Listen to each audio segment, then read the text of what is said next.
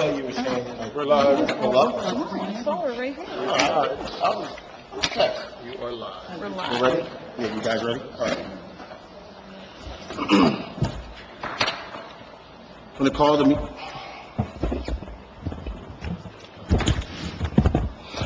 the meeting to order. The time is now 7 o'clock. Requirements of the Sunshine Law have been met. This meeting was advertised in Burlington County Times on January the 7th, 2024. An electronic notice was given to NJAC 5:39-1.5. We will now start with the Pledge of Allegiance. I pledge allegiance to the flag of the United States of America and to the republic for which it stands, one nation, under God, indivisible, with liberty and justice for all.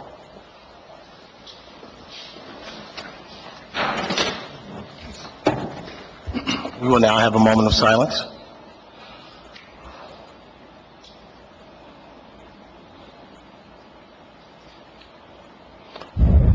Roll call.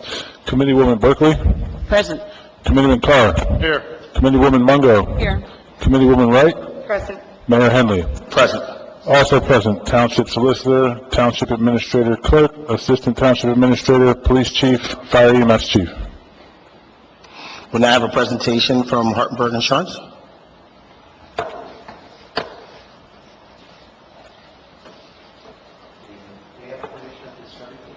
Of course.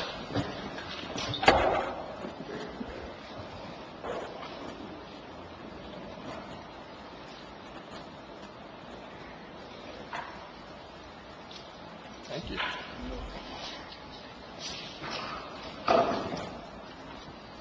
Thank you. Thank you, sir. Good evening. My name is Paul Miola. Thank you for giving me some time in your agenda this evening. I served as executive director to the Borough Code JIF for 30 years. First 30 years of its existence, I helped organize the feasibility study in 1990 that led to the creation of the Burlington County Municipal Joint Insurance Fund. And I'm here tonight because your membership in the JIF is up for renewal, and we'd like to come out and meet personally with mayor and council, talk about the joint insurance fund, some of our accomplishments, and basically what's going on today. So we'll all flip over to the first page here, new exposures and challenges. These are some of the things that we didn't even anticipate 3 or 4 years ago that have really had an impact on our joint insurance fund and the insurance industry in general. The reinsurance market today is quite distressed. We've seen a 56% increase in the reinsurance that we purchased to protect the joint insurance fund from catastrophic property claims. Medical cost inflation has taken a toll as well. You've probably seen that with your own health insurance benefits. And wage replacement on workers' compensation claims has increased almost 17% over the last 3 years. So this is obviously has an impact on our budget. And then looking at some of the recent statutory and regulatory changes, COVID-19, the New Jersey legislature deemed that first responders who contracted COVID were deemed to have contracted it while on the job and eligible for workers' compensation benefits. On a statewide basis, that has cost the joint insurance fund about $25 million and about $800,000 here in the local Borough Code JIF. Something new that we've experienced, something that's really started to bubble up, is workers' compensation reopeners. Employees have 2 years from the date of their last medical treatment to reopen their workers' compensation claim. So petitioners' attorneys are setting their diaries, having employees go back for another checkup that keeps the claim open. And again, in our case right here in Burlington County, it's added about $2.3 million in additional workers' compensation costs against our budget. And then the pension offset, where the PERS would take care of disability and retirement benefits for those that were injured on the job. They're now pushing that back onto the joint insurance funds under workers' compensation. So again, that's had an impact on us as well. And then there's social inflation. We all know that our police today are under attack. New Jersey police departments have paid at least almost $88 billion in claims since 2019. And what's interesting is it's very difficult to defend these claims against your officers, and that's why we do have some specialized police consulting that comes along with the joint insurance fund I'll talk about in a moment. Flipping over to page 3, this is not just a New Jersey situation. It is a worldwide insurance crisis. It's affecting all of the joint insurance funds and insurance companies. Reinsurance costs account for about 46% of our budget. That's what protects us from catastrophic claims. And again, it hits all lines of coverage: property, liability, cyber, and workers' compensation. Why is this happening? Taking a look at what's driving up some of these property costs. Well, global warming and the increasing natural disasters. We all know about the floods, what's occurring down in Houston, Texas right now. Natural disasters like the fires out in California, hurricanes, things of that nature, putting pressure on this worldwide market. That's obviously impacting our reinsurance as well. Just last year, there were 28 separate $1 billion property loss events in the United States.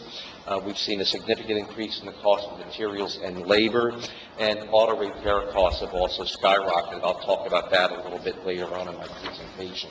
Turning over to page 5, I'd just like to show you an illustration of the difference between our local budget, where we can control our costs.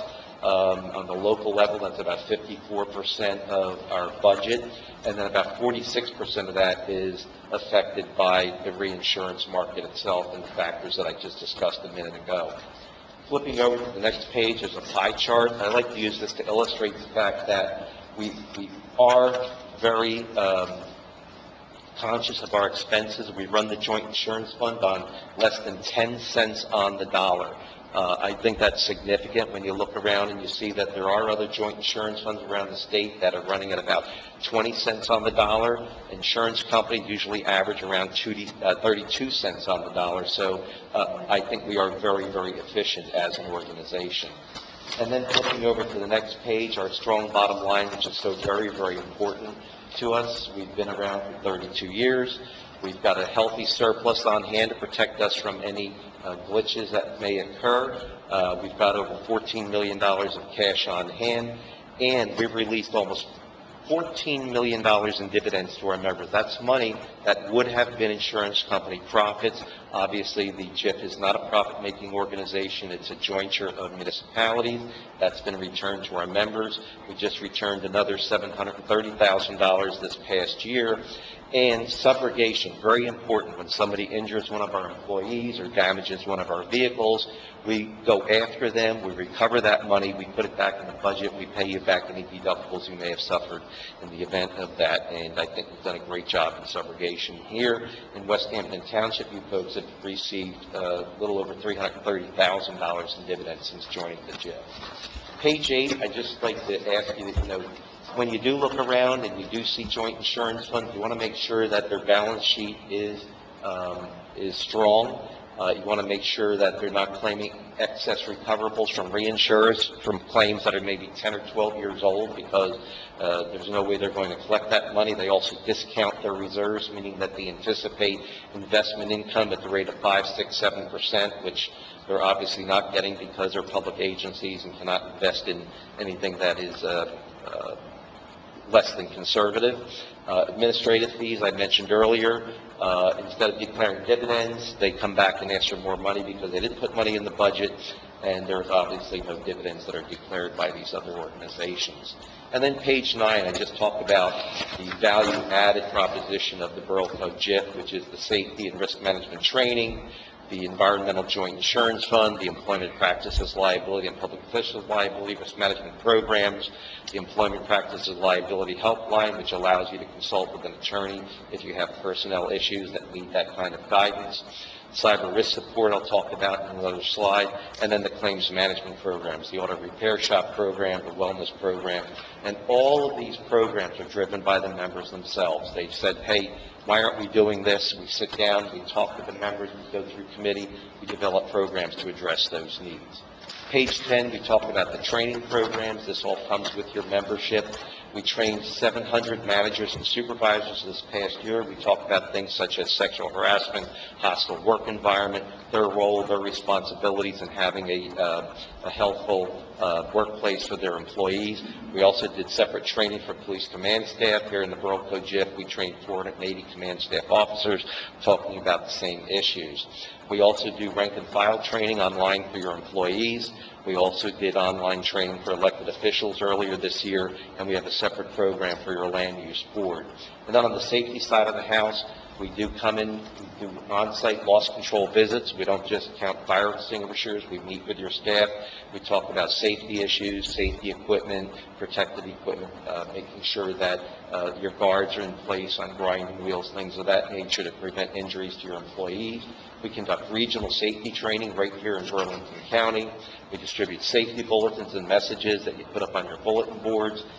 Also, the Mel Safety Institute is available with in-person, online, and streaming training as well. Just this past year, we saw the training increase by 9%. We think we're doing a great job trying to create that culture of safety for our members. The next page, I really like this graph because it's something our safety director put together a couple of years ago. Now he's been updating it. You see a direct correlation between the number of training events, safety training events that we're doing, and the lost time accident rate for injuries to your employees. And I think it really is a great illustration of the benefit that training has in keeping your employees safe on the job and preventing injuries to them. Moving on to page 12. I talk about risk management programs. I say risk management is a step beyond safety. The TULIP program to help protect your municipality when outside organizations want to use your facilities. They can go online. They can get a $1 million liability policy for the event that protects them and protects your taxpayers here in West Hampton Township. It's very easy to use. It's an online program. You get a certificate of insurance that shows that they have the coverage before they come in and use your facilities. Also, our certificate of insurance guidelines are just updated. This explains how to monitor insurance requirements for vendors or contractors that are coming into town, and the model indemnification agreement protects you. This is something your solicitor works on to make sure that the agreement that the contractor's attorney drew up isn't just protecting the contractor, but it's not pushing liability onto West Hampton Township so that they're agreeing to name you as an additional insured and to defend and protect you should there be an injury on the job that wants to name you as a potential plaintiff. Moving on to page 13, the Environmental Joint Insurance Fund. This is something that came into being about 10 years ago when there was a need for it. Insurance companies did not want to provide environmental impairment liability coverage to municipal government. This provides you third-party liability coverage, on-site cleanup costs, pollution liability for public officials, abandoned waste site coverage, and protects your storage tank systems. Also, you get regular bulletins with regulatory guidance. Should you have a spill in the township, there's a 1-800 number. They'll come out, they'll deal with the Environmental Protection Agency or the Department of Environmental Protection, as the case may be, to make sure that there are no fines involved. Next page, on page 14, the Cyber Risk Management Fund. This is another area where the insurance industry has really abandoned local government. They felt as though it was too costly to insure local government. What we did is we went around and we created a Cyber Risk Management Fund, and basically the way it works is everybody pays the same premium, and it's based on your staff and your employee count.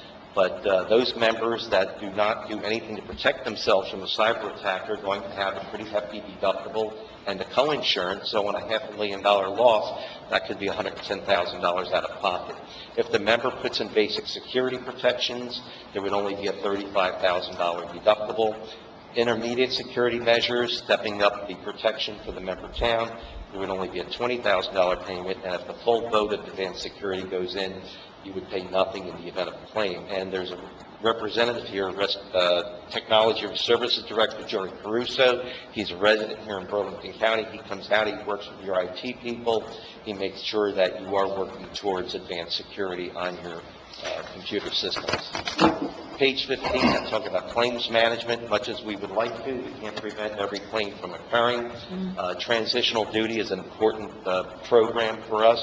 It's when a doctor says that, Bill can come back to work on a transitional basis. Let's just make sure until I see him again in 3 weeks that he doesn't do any lifting over 25 pounds. So it gets the employee back into the workplace, starts to ease him back into the routine.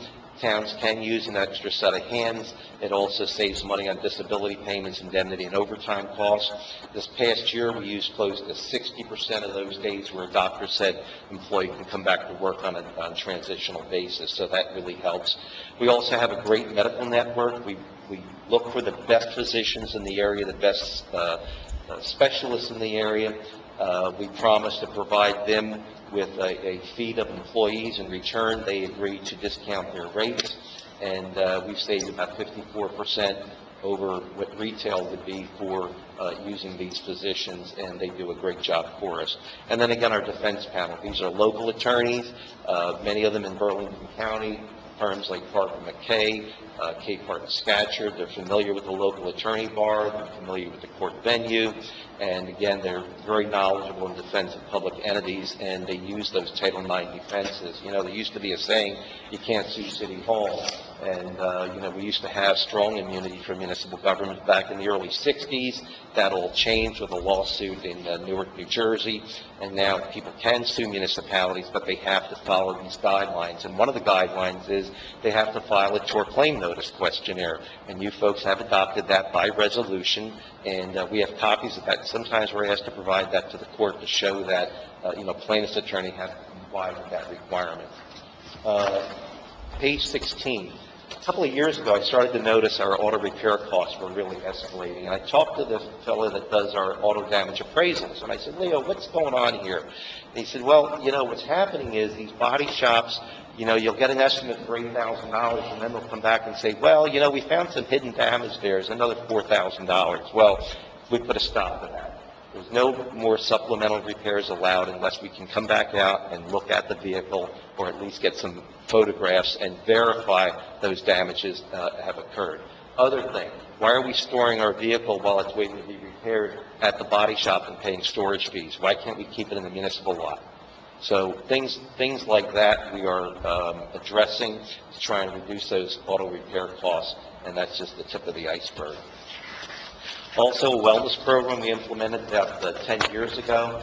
What we learned is healthy employees get injured less often, they recover more quickly, and that's why we have a wellness director, Debbie Schiffer. She comes out, conducts webinars, talks to your staff, helps implement wellness programs, maybe puts on wellness fair for your employees. Great newsletter comes out each month, and if you look at the next page, it really does pay. You do pay a price for comorbidities on page 18. What we asked our claims people to do is identify those workers' compensation injuries where the employee had a comorbidity like smoking, diabetes, hypertension, high cholesterol, or obesity. And what we found as we've been collecting this data since 2019 is that the total cost of a workers' compensation claim is 82% higher for those employees with comorbidities versus those that do not. We also noted that the total indemnity and medical cost was over 100% higher for those employees. And then the last one on the lower right-hand side, the lost time out of work for an employee with comorbidities is 86% longer for those than employees that do not have those comorbidities. So that's why we implemented a wellness program, to see if you can also control workers' compensation costs, and it's a good thing to do for your employees. So in conclusion, the JIF is flexible, we're efficient, we look for input from our members. It's a member-driven organization. Your fund commissioner actively participates in the development of these programs by serving on committees. The finance committee sets the budget, determines what is paid out to the vendors, and we're always looking for feedback from our members. For example, during COVID, we had to go into virtual meetings. Well, after COVID, the members were saying, it's kind of tough to get out of town to get to a meeting. can we start to mix it up a little bit? So we do half of our meetings virtually, the other half we do in person, and we see that that works really well. And it's good for them to get together, because it's clerks and administrators, they kind of share information, and it gives them a chance to have some face-to-face time as well. And also, most of our safety training and elected official training sessions are now available online. So, as your governing body on page 20, you folks are the policymakers. So we ask you to support the Joint Insurance Fund, support the programs, the wellness program, transitional duty, online training for your staff, the cybersecurity awareness initiatives, and the law enforcement risk management services. That's where we come in. We know that in order to defend claims against your police officers, we want to make sure that the documentation is tight, that there's sign-in sheets for the training that's been provided. So those are some of the things we'll talk with your police chief about to make sure that we've got a real strong defense in the event that there are allegations made against our police officers. So we have a great website, and then inside the back cover, there is a handout for you that covers in more detail some of the things I talked about this evening, and I'm happy to entertain any questions that you have at this time. The car repair, Yes. so is that instead of us getting car accidents, say for our police fleet or some other fleet? Yeah, basically what what you do is like you normally do, you'd call the claim into the claims administrator, and you would pick your body shop, and the body shop basically has agreed to comply with this program. So for example, if they have to upfit the vehicle, we're not going to pay retail for that. We're going to make sure that parts are obtained through state contract. We're going to make sure that the vehicle's not kept at the body shop. If it's waiting 3 or 4 weeks to be repaired, let's get it back over to the municipal garage. So this is instead of buying our own car insurance? Oh, absolutely. Yeah, it's through the Joint Insurance Fund. Yes. Okay. Secondly, this came up a couple of months ago. We passed a new ordinance that allows some of our activities to have alcohol, with someone with the correct, alcohol permission and whatever. If someone gets in an accident or someone has a problem, are we covered under JIF, or is that a separate thing? Yep, you're covered under the Joint Insurance Fund. If it's Okay. your organization, and they're not in the business of selling alcohol, but it's for a fundraiser, Right. or an event like that, there is host liability provided by the Joint Insurance Fund. Thank you. What's the acronym TULIP? The TULIP program? Yeah, the TULIP program. That's a great program. It's, somebody wants to come in and use your facilities, and let's suppose somebody gets hurt, and it's because of the people that rented the facility. You want to make sure that your taxpayers are not putting the bill for that. So basically, your fund commissioner or your risk management consultant can direct them to a website where they go and pay by credit card to get a $1 million liability policy for the day. It costs anywhere from $80 to $120, depending on the event. Is there a longer-term program? Yes, so you can specify how long the event is going to take place. So let's say it's over, 3 or 4 days or a week-long event. Okay, thank you. Sure, you're welcome. Anybody else? All right, Thank you. I look Thank forward you, to Fran. renewing your membership in the JIF, and thanks again for your time this evening. Appreciate your Thank you time. very much. Now get into the approval of minutes. June 25th, 2024, regular meeting minutes. Do we have a motion? Berkeley move. Second. Any discussion? Roll call? Berkeley? Yes. Carr? Yes. Mungo? Abstain. Wright? Yes. Mayor Henry? Yes. Motion passes 4-0. June 25th, 2024, executive session minutes. Do we have a motion? I make a motion for the executive session minutes. Second, Berkeley. Any discussion? Roll call? Berkeley? Yes. Carr? Yes. Mungo? Abstain. Wright? Yes. Mayor Henry? Yes. Motion passes 4-0. Department reports. We have the tax collector report, construction, fire, EMS, police, and public works. We're now open the meeting for public comment on agenda items only. Please remember to state your name and address for the record. Reminder, this portion is for comment only. With no public comments, do we have an all in favor to close? Aye. Okay. Ordinances, first reading. An ordinance of the Township of West Hampton amending West Hampton Township Code, Chapter 209, entitled Stormwater Control. Do we have a motion? Is this first reading or second reading? First. I make a motion for 10-24. Second. Any discussion? Mayor, I noticed, it's a lot more than just stormwaters. The thing about, if you cut a tree down, you have to plant a tree. If you cut a big tree down, you have to plant 3 big trees. And there's something that says you can wash your car, you can wash your driveway, you can wash your sidewalk, but it doesn't say you can wash the mold off the side of your house. So I would like to add that, because I know last year my house had mold on the outside and I had to pay a pretty penny to get it washed off. And if we're trying to conserve water and conserve water going into the ground, you just can't get so petty, but it's something that I think we need to add. And I am concerned about the trees. I have a 100-year-old tree that's this wide, and it falls down, and I have to take it down. Now I have to plant 6 trees in its place, and the township has to tell me what trees I have to plant. I think that's just going a little too far. Thank you. So, Mayor, if I... Go ahead, Bob. Go ahead. Yeah.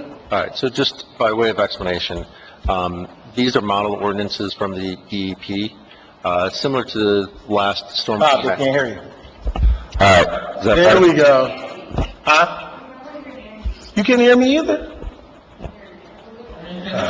I'll do a better job. I'm sorry, guys. All right, is that better? All right, so at I believe the last meeting, or one of the last meetings, we adopted stormwater management rules under the same chapter. That's a general ordinance that the DEP updates every few years and mandates that the municipality adopts, and with certain matters within the ordinance are changed to fit the municipality, like designation of who is the responsible party, whether it's a construction officer or the zoning officer, or in larger municipalities it might have an environmental officer. What we noticed when was working with other staff in adopting that is when the DEP came up with its updates in 2020, 2021, the town repealed and replaced everything that was within this chapter.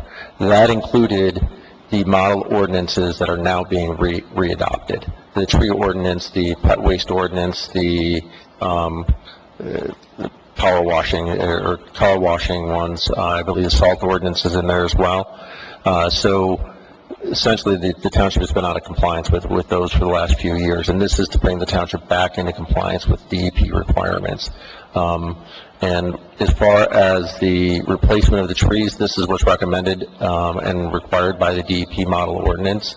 The purpose of mandating which types of trees is to ensure that it's non-invasive species, and you're using, when you're doing plantings, you're doing native species. Those species are designated by, I believe, per zone by the DEP, and that's what's being followed in the ordinance. So we're required to have permission to cut down a tree and replace it with 6 trees? Or is it recommended we do it this way? That specific provision, I'll have to check with the engineer and review whether there's any permission, if it's permissive at all, or if what's required by the state regulations. I just think that sometimes we go a little bit too far. This is from the DEP, correct? Like, so it's from the state. Correct. So it's not us going too far, it's the state going too far. Is it required or is it suggestion? It's required that if I cut down my big tree, I have to plant 6 trees in its place? Is that the Wow, that's a example? big expense for me. Well, I'm just asking. I'm not saying I don't agree with you. I'm saying that that's what the state provision is. I wouldn't cut down a tree and put up 6 trees, but I would want more information before I cut down the tree. Before I cut down the tree, I would want to know what provisions are in place that I have to complete, and why am I cutting down the tree? I think I'm not going against what you're saying. I understand what you're saying. I'm just saying I would want to ask more questions. I wouldn't just cut down the tree and put up 6 trees. I don't think that provision is asking everyone to do that. I've seen plenty of people cut down trees and put up no tree. So, so I don't know that that happens every, you see what I'm saying? I don't think that happens every time. But in my Or particular, even when, you know what? my What about- particular area, we have trees that are this wide. I was gonna say, remember when PSC&G cut down the trees? Yeah, they didn't Right. plant anything. They didn't plant, so that's my point, right? Like, that was across the street from your house. I know. I'm still waiting for them to plant things. You and I both. I'm just asking you if you would look at it to see if we're getting a little bit too picky and too far. Fair enough. Yes, for the second reading, I'll be prepared to answer whether the six-tree replacement is required or permissive, and also whether there's any exceptions to the requirement to replace the trees. And sometimes they're saying you're required to plant 2 trees that are 4 inches in diameter, you know? So, I'm not happy with it, sorry, but it's probably because I live in a 5-block area that probably this hits harder than most people in West Hampton. Irick Woods has a lot of trees. But, sir? I said Irick Woods has a lot of trees. Well, you don't think so? I couldn't understand you. I'm sorry, Irick Woods has a lot, Yeah. there we go. Irick Woods has a lot of trees as well. Correct. Yeah. Fair enough. And Bob will get the information. Roll call? Berkeley? Abstain? Carr? Yes. Longo? Yes. Wright? Yes. Mayor Henry? Yes. Motion passes 4-0-1. Resolution 101-24, payment of vouchers. This resolution approves the payment of bills through 7/9/2024. Do we have a motion?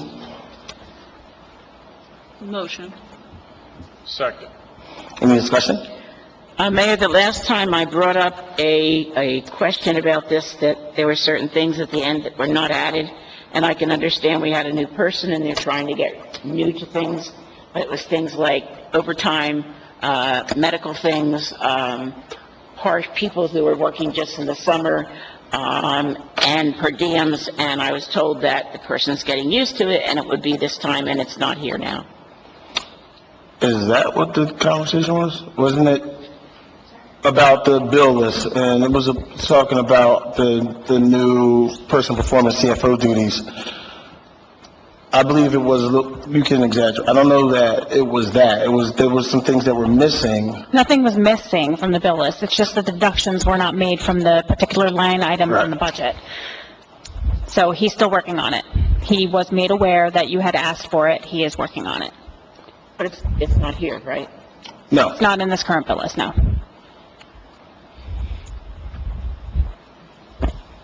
Roll call? Berkeley? Yes. Carr? Yes. Longo? Yes. Wright? Yes. Mayor Henry? Abstain. Motion passes 4-0-1. Consent agenda resolution. Resolution note. Consent agenda items are considered to be routine and will be enacted with one single motion. Any items requiring expenditure are supported by the certification of availability of funds. Any items requiring discussion will be removed from the consent agenda. Do we have a motion? Move Berkeley? Any discussion? I just have a question on B for our administrator or our clerk. Could you tell us how many hours a week this person will work? Is it coming in, or is it seasonal, or how are we doing this for $500 a month?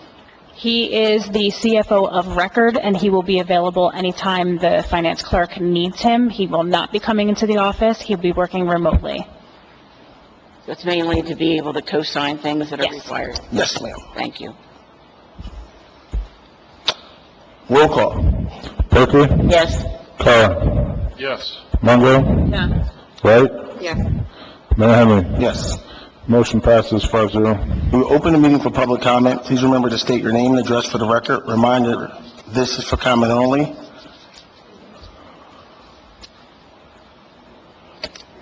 With no... Didn't know I could hold a note like that, did you? Heather Kelly, 69 Greenwich Drive. This is not directed at Mr. Taylor at all, but I have been trying to get the curb that was taken off of my property replaced since last December. I have talked to him many times. He has had the contractor come to my house personally. He told me that it would get done. Well, actually, he told me I didn't need it replaced. Who's the Because contractor? Yes, Brian someone. But all of the dirt from my yard is on my sidewalk. And it has been since last October or November when it was taken out. So I don't know what I have to do to get it replaced. He said he had to look at, in April, he said he had to look at pre-construction pictures. I mean, I have pictures showing it was there. But if he wants to look at his, I totally get that. But I need an update. I mean, there's rocks everywhere. While he was there, I brought up the fact that the red block that has the bumps in it, the warning something or another, it's full of grass already. I mean, it's not even 6 months old. He told me, A, I could spray some weed killer. B, and I said, can't you put polymeric sand there, which blocks the weeds? Then he told me I could have, because I said I shouldn't have to mow this after 5 months. I mean, if it was 10 years old, fine. I'm like, the grass hasn't even grown yet. This was in April. He told me that it's township property to tell them. So I don't know if Public Works is coming to my house to mow that, and obviously that's a joke. But I don't think that the fix is to spray weed killer or for me to mow it every day when they just did it, and I'm sure they've been paid. I think it should be done properly. Fair enough. I'm assuming that they're also probably the same company that paved the roads. They've left piles of asphalt all over Torrancefield.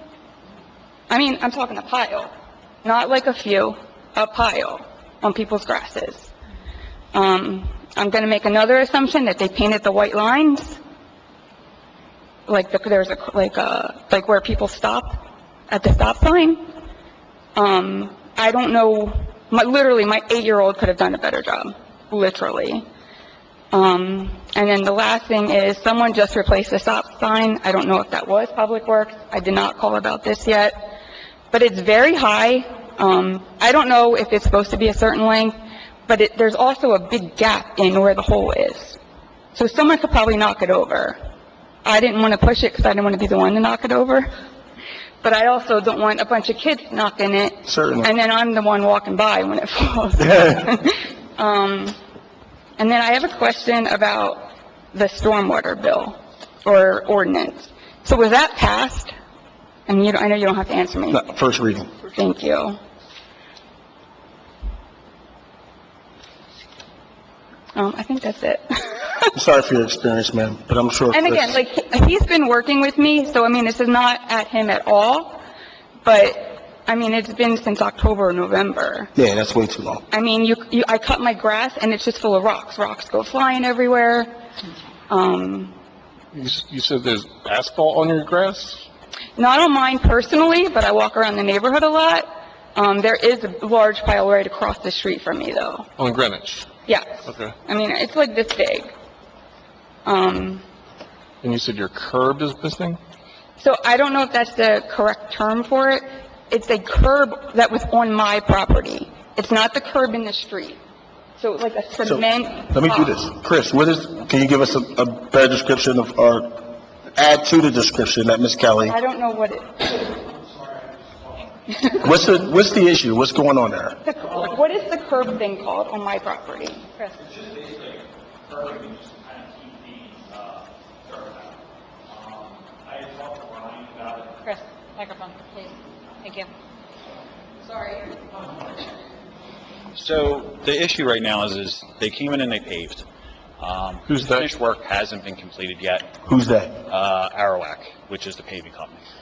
We're looking at, as of my email last week, they're looking to do the finish work first week in September. I have been on them. I've been keeping at it with them. I've been talking to Brian frequently about the issues going on. The asphalt she brought up was brought up in the email last week with them as well. So, kind of having a conversation with them. I just had a conversation. Is there any way we can get them to do it sooner than September? The problem is your growing season right now is too hot, so they can't, if they come in and do the finished work, you're not gonna get grass to take right now. So you gotta kind of wait till the last couple weeks in August into September to actually get anything to grow. Again, not directed at you. That would be an engineer question. I have to kind of have a conversation with him and figure it out. When I had originally talked to him, he had said that it's not necessary, and we were going to kind of let the finish work play out and see how it worked out before it was. What engineer said that? What's that? I'm sorry. The township engineer said that? Yeah. All right. That was Brian, yeah. The- Who said this? Brian works for who? Who's he work for? The township engineer? Yeah, Alima. Yep. All right. I'll take care of that, but, You said, I'll take care of that, the needy part. And go ahead. you said Airwax started this in October? They started this project back in November. It was supposed to be paved and everything was supposed to be completed before cold season kicked. Well, cold season kicked before they got all the concrete work done, so the project got delayed till spring. Fast forward to about Summer? Yeah, fast forward to about summer, and they finally got the paving done, but the finished work still isn't complete there. Thank you. We'll talk. Ms. Kelly, we'll talk offline, but I'll have that conversation tomorrow, and you can call the office, or you can get my phone number to follow up with me to make sure if you want to hold me accountable, but I can guarantee you that I will. Nah, I take your word for it, but Odisse is definitely going over there. Thank you. Thank you. Thank you. Any other comments? With no other comments, do we have, all in favor to close? Aye. Aye. Dates to remember, next township meeting is August the 6th at 7 PM. We may want to take a look at that. I think that's the same date as National Night Out, if I'm not mistaken.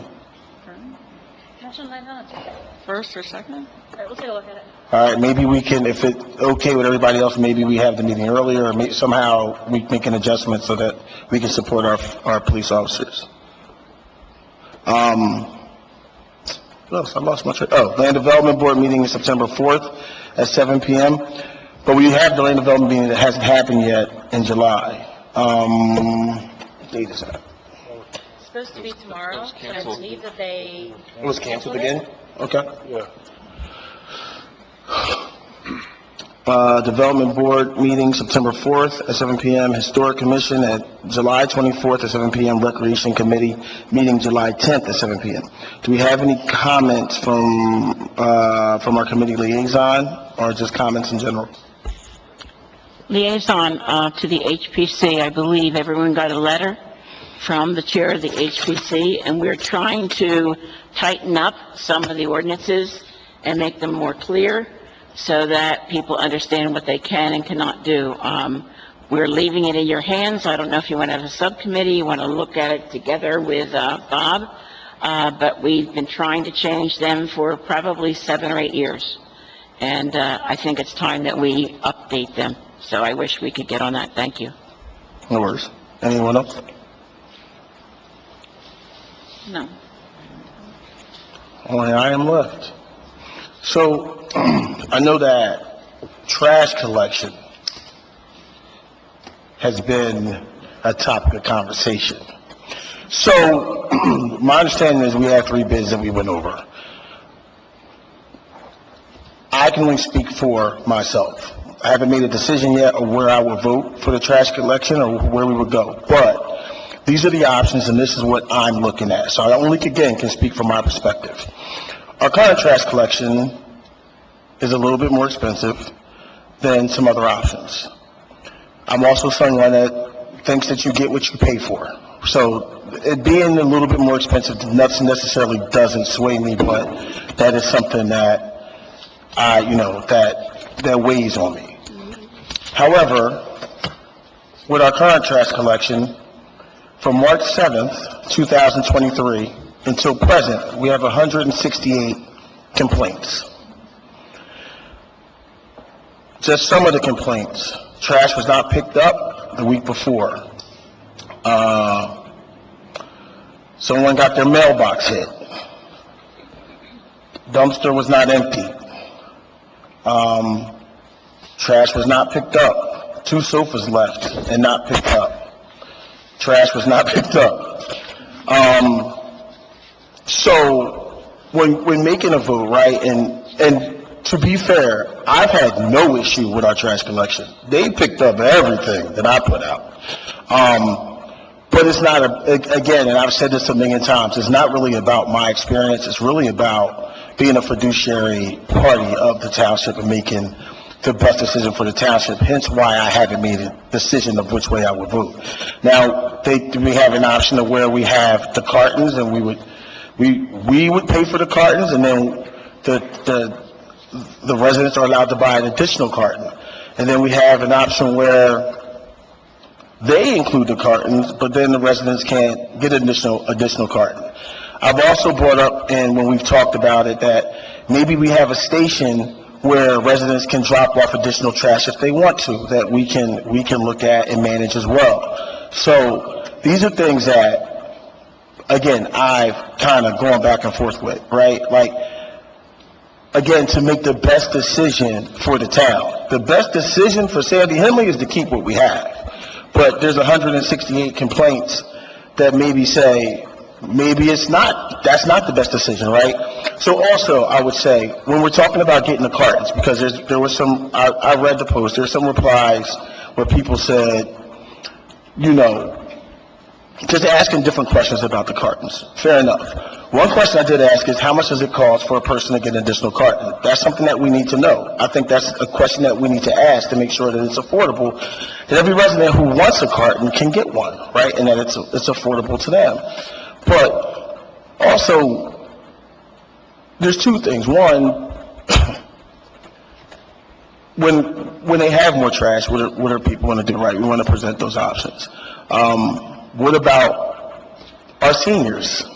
The one thing that I heard that it could be tough for our seniors to lug a 64-gallon trash can in and out of their house. These are things that you got to play off of, that you got to think about when you cast that vote. So these are things that I'm considering. Again, how I'm going to vote, I mean, I'm leaning a couple different ways, but I need to have some more questions answered. Oh, that's what I was going to say. I forgot. Whoa. So the reason why townships seem to be going with the cartons is because you limit yourself, because there's not, so if you think about it business-wise, a trash truck that can have one person on there, that can lift these cartons up and dump it, are more efficient in their pricing and the way they can do business versus having multiple people in the truck. How, when I was a kid, they used to do it, right? And then somebody's driving and 2 people are putting the trash in there. So as time goes on, right, like I think we have the 3 bids. One of them is a regular trash collection. The other 2 are the same company, but they're using the claw to get the trash cans, right? So as time goes on, this may become obsolete. And if this becomes obsolete and we're behind the curve, now do we pay more for the same product, right? Because we waited too long to get in, which we all can understand that that's been the situation. So that's kind of the play back and forth, right? Like, and I agree, like Willenboro, people complained, right? East Hampton, people complain. I know people who live in all these towns and they all complain, but it may be one of those things that we have to get used to, because if not, we might catch a bad one later on down the line of what we're going to get or what we're going to pay for, et cetera, et cetera. So that's what my thoughts are with the trash. And I'm sure that it'll come up and we'll talk about it more. But I also wanted you guys to know that is not something, just like anything else, I'm not taking lightly. Like, I'm trying to do my research, trying to find out what's best for everybody and what makes sense. And then how the people who have an issue, like there's people who had an issue who contacted me and they said they're the ones who brought up the station, right? To have a station or something where people can drop off trash if they get something extra. So that's something that we're trying to implement, to maybe see how much it costs. And if people don't come and use it, then maybe we get rid of it for 3 years because we're paying for something that we're not using, right? But all 3 bids are less expensive than the bid we have now, than what we're paying now. So that is a part of the positive of the whole thing. So with that being said, do we have a motion to adjourn? Nope. No? Oh, I forgot. I put my paper. Mayor, do you have this in front of you to look at? No, I have the old stuff on the phone, but I've seen it. Because what we were giving is one of the automatic arm is $700,000 more than what we do now. Which one is that? That's the one where Well, they give us I know why you're saying that. the Because other one's a 5-year contract. finish, I'm the other sorry. is $188,000 more. So the one that is the least expensive is continuing what we do now with our own trash cans. I don't believe that's accurate. That's not true. That's not accurate. That's not true. That's what I was given. I know, but that's not accurate. Odis did the numbers, and you're looking at, we have a current 3-year contract, and that's a 5-year contract. Yes, ma'am. Certainly. Oh, microphone, please.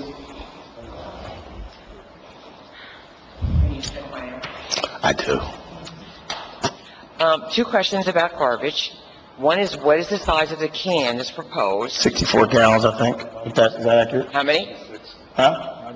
96. Okay, because the ones you can buy at Home Depot, I looked before I left. Home Depot and Lowe's are like $48.50. He's a 96. It's a little bit bigger. The second question is, I know you're concerned about 168 people and complaints, but isn't that only 2% of residents of West Hampton? Well, how many percent of the people who don't want it? I didn't understand. No, You see what I'm saying? Like, it's really a balance. You're worried about 168. I respect that, but that's only 2% of our residents. We're 9,000-ish, right? That's what, 9,160. It's less than 2%. Well, I've blown that number before. But no, I understand what you're saying, right? But so if you want to break it down to percentages, then what's the percentage of the number of residents who care? It's probably less than 168. Hard to say. It's not hard to say. I mean, you could look at the numbers, but what I'm saying is that that's why, people have this phrase, right, that elections have consequences. But that's why you have the elected people up here to try to make sense of it. Like, I'm not hanging my hat on the 168 people, just like I'm not hanging my hat on the 35 comments on Facebook. I'm trying to make sense of what is best for our community, right, and what we can do. Because here's the thing, and I could tell you this, I mean, I'm 6 years or 7 years in now, but it seems like yesterday. People will hold the people up here accountable if 3 years down the line, we end up paying a lot more than what we could have paid now, right? So that's a part that we have to look at as well. Like, ma'am, I apologize, I don't remember your name, but people won't hold the one person or the 35 people online, or even these 168 people. They'll say, you remember when Sandy Henley was the mayor? He's the one who decided not to do X, Y, Z, X, Y, Z. So that's why Sandy Henley is trying to do his research and do the best thing he can. I've looked at the numbers that we paid prior to even the contract we have now, and the numbers that we paid now, and then the numbers that we have going forward. I've been in extensive discussions with not only our administrator, our assistant administrator, Committeeman Carr, Bob, and I still don't have an answer. So it's not easy, trust me. I don't want to make it look like it is. Don't we also have to go with low bidder? The lowest bidder is not the one we have, Okay. to my understanding. And Odis, you can tell me. So that's where we're at, ma'am. Okay. But it's not a decision we're making today. No, that's fine. I wanted to point out that it's less than 2%. That's so it wasn't arguing. See, you know what I did? I looked at it a different way. I looked at it like it was like that. There's 70 weeks, approximately, right, give or take. 70 weeks, 168 comments, 168 complaints is how much per week? Especially if you're only getting trash picked up a week. We're getting more than two complaints per week if you break it down on average, Gotcha. right? And again, I've had a fantastic experience. I've never had a problem. They picked up everything that I put out. Believe me, I put out some things. So I have no issue, but it's tough because when you're sitting here, that's not really the thing, right? Like, just because it was good for me, I can't ignore this, just like I'm not going to ignore you, right? You're asking the right questions because I didn't realize it was 96. Like, 96 gallons is a pretty big trash can, but that's also, not to get off on a tangent, my grandfather's 86 years old. Like, how would he now he'll tell me he can take a 96-gallon trash can now, but I don't know that he can, right?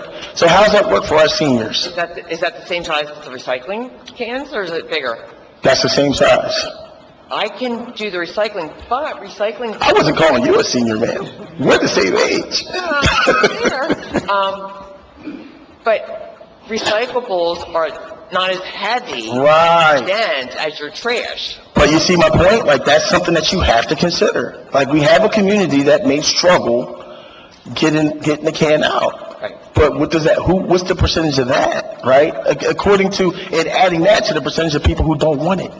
And then looking at the percentage of people who are complaining, like, it's not an easy decision. it's not as easy, it's not as cut and dry as it may look. And I think that it deserves the attention, because even if it's, and I've been fair with this through my career, even if it's 5 people who don't want it, it deserves a look, right? It deserves a second look, it deserves more attention, it deserves some questions to be asked, and it deserves to have like a fair thought. So if I see you somewhere, we can have a conversation, I know what I'm talking about. I'm not just like, well, I mean, it is what it is. Like, nobody wants to hear that, so. It's appreciated. Thank you, ma'am. I appreciate you coming out. So, with that being said, resolution, what did we do?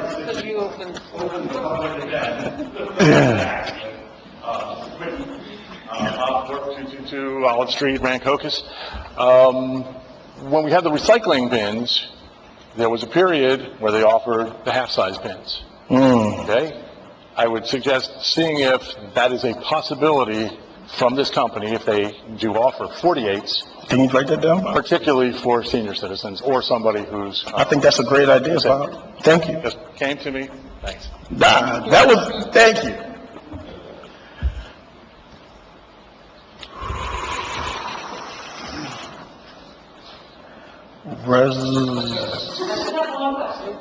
Okay. Hi, my name is Karen Thompson, 72 Green. I'll talk to you, Karen. How are you? We did. I'm good. How are you? I'm well. I just have a question as to these proposals. Mm-hmm. Will these be made public to residents to look at? Because with all due respect, it doesn't sound like all of you are on the same page with pricing even to be able to have a educated discussion about this.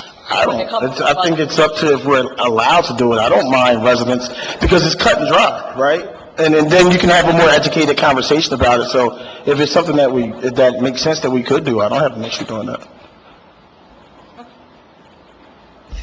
Bob, do you want to research that? Because you look like I see the wheels turning. Okay. So if you submit an Oprah request for the Yes. bids and bid tabulations, some of the documents are public records at this point and can be released to you. Some of them are exempt under Oprah because it's between when bid opening happened and prior to being awarded. But if you submit an Oprah request, whatever can be released will be. Okay. Thank you. And you know, if you call me, I can't hold water, so. I thought it would be on the agenda. I actually called and talked to Sharad. And you told me. Yeah. I was like, oh, I know her. I was just, curious because I know it's been like a topic. Nah, it's not something we're voting on today. Quite a few meetings now. It's got to be coming to a head soon. One would assume, but you know what they say about people who assume. So, hey, the shoe fits. Not on the microphone. Good with it. But I just figured eventually this should be on the agenda. Absolutely. Residents, we all live here just like you guys. Absolutely, 1,000%. All right. Thank you, ma'am. It's good to put the name with the face, though. Thank you. Resolution number 79-2024, resolution authorizing the Township Committee and support staff to meet in private session, authorizing the exclusion of the public from that portion of the meeting dealing with specific issues requiring non-public discussion, attorney-client privilege, personnel, and contract negotiations. Do we have a motion? Berkeley. Move. Any discussion? Are we coming back and voting? I'm voting on what? No. On a trash? No. No. It's not happening today. I thought we had to decide by the end of July. No. I'm not deciding anything tonight. I'm just asking. Fair enough. That's what I remember hearing last time, that we had to do it soon. Oh, roll call. Barkley? Yes? Carr? Yes. Longo? Yes. Wright? Yes. Mayor Henry? Yes. Motion passes 5-0. Ooh, that's him. Huh? Oh, I am old.